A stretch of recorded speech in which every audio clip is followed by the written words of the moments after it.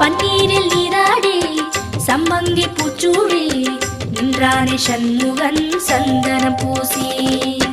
தங்கரதமாடி வரும்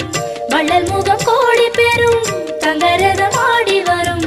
வள்ளல் முகம் கோடி பெறும் வள்ளல் கரத்தாலே வாழ்வு வரும் முகன் என்றாலே சுகம் என்றாகும் முகன் என்றாலே சுகம் என்றாகும் பழனி மலையில் பழகும் உறவில் பாசம் பிறக்கும்